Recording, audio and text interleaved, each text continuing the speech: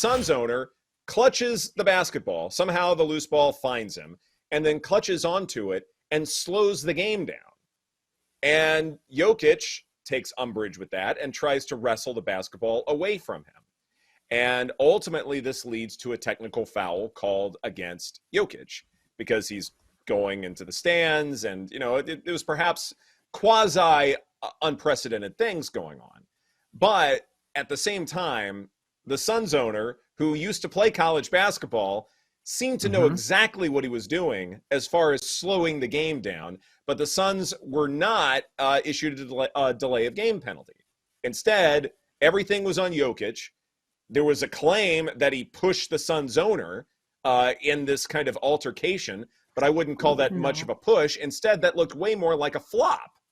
So Ishbia needs to be sentenced. What is the appropriate punishment here?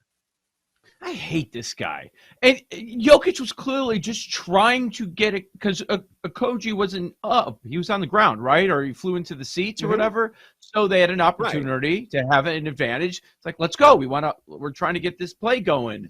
Yeah, get out of here.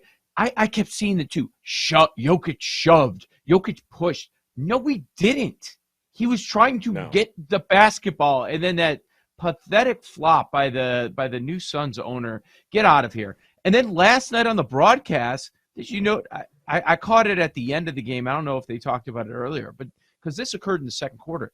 At the end of the game, they were suggesting that there's a possibility that Jokic gets suspended. If that happens, gosh. Oh, are you kidding me? Like, how is that even brought up? It felt like people, even back in the studio, where they let anything fly, it felt like people were scared to say anything bad about an NBA owner. It was humorous, but also a joke. And even a fine. He's not a fan. He is not a fan. And he knew exactly what he was doing. He was part of the Suns. That's the difference here. I hate this dude.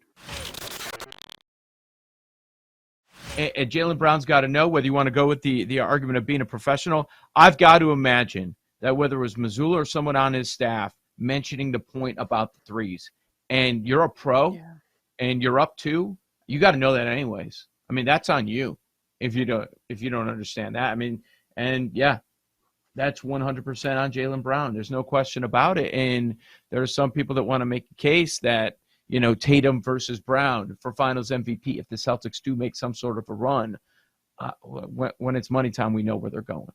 They're going to Tatum, and they do it again and again. Wow, by the way, grabbing 18 boards, that was pretty damn good there by Tatum.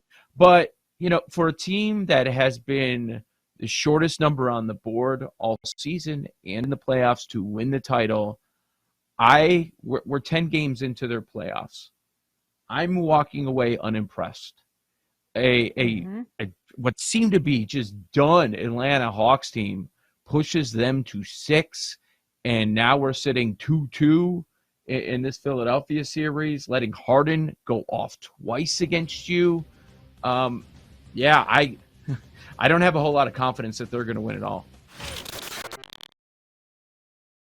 I really like Julius Randle. I think he's got a good shot to go over the 8.5 boards, and I might just bet him to get a double-double as well. He has been very streaky. He's also banged up, but when he's healthy, he's engaged. He can make a difference. So I'm going to hope that we get a good version of Julius Randle because, their backs are up against the wall, so why not, right? What else is going to motivate the guy? This is it. Aaron, I might have to go in the complete opposite direction here because I completely disagree here because I am seeing points, assists, rebounds 36.5 for Julius Randle at -120 to the under, and I like that play. I don't know. All right, first off, we're looking at a total here. I think, again, another low total for this game at 207.5. No juice either way.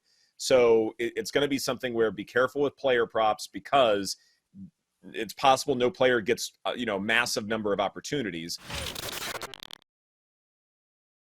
Warriors money line plus 130. I think it's easy. They couldn't hit anything the other night. Do we expect that to happen a second consecutive game? Steph scored what? He was the leading scorer, 23? They didn't get anything from anybody. Poole was god-awful, and I know that's been the case with him in a lot of these road playoff games. It was one of those games where Clay didn't show up. Draymond played 23 minutes. He had 2 points, 2 rebounds, and 4 assists in this game. Like, all this is not happening again. Give me the Warriors. They're not going home down 3-1. Definitely that spread is suggesting that it's going to be a tight game. And look, it is that quintessential playoff series where it's either going to be where it's probably going to be a blowout, where you don't want to show too much when you're down double digits, because what's the point? You're not going to come back, so don't start to put additional things on film to where now the opposition can adjust for the next game. And Steve Kerr understands that about as well as anybody. I mean, he's won championships in series where he gets blown out at some point. It happens. It's okay. Don't read too much into Game 3. I'm with you, Joe. I think Warriors money line has some great value. Speaking of zigzags, are you going to follow the AD zigzag thing? Because this player is telling us that he's not going to show up today, right? Yeah, I mean, technically he's going to have 17 and 6 rebounds. So, I mean, in theory, I do like the under in the same game parlays I'm playing tonight. I'm definitely going to be playing AD's unders. And that's another thing, too, because his zigzag theory, his home and away splits have been so crazy at points in the postseason that you could have some fun with these players and taking those unders. I know not all markets allow you to take a guy whose points prop set at 23.5 or whatever and move it down to under 18.5. But I always think those are great positions to play in these markets, because we know the playoffs, as I joked before we just got on camera, we had all blowouts up until the past couple games. And that's really what the NBA playoffs can be in the zigzag theory. So at halftime, look for live bets and Anthony Davis. If Lakers are down by 7, you better be fading Anthony Davis at halftime. But I like the pregame unders as well. Aaron appropriately and accurately talked about Dolezal's mustache and how good it looked, and it did. He did very well in terms of the mustache maintenance. I could stand to do a little bit with my beard. Do it. Do it. Jake is also a do it. No, you got, no. I can't even do it. I can't. I got nothing. There was a moment where I was standing there and I was like, what if I just go mustache? Like, all my roommates just come home and it's just mustache Jake. I thought about it for a good 5-10 minutes. Can you do it for the content? You thought about it for 10 minutes. Oh, you guys got to check the group chat right now. You guys got to check the group chat immediately. I can't wait to see. Can you throw this up on the air?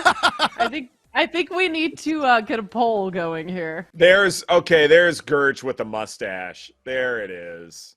Yeah. Do it. Yeah. Do that's it. pretty sweet. Do it. She's still gonna marry you after seeing that?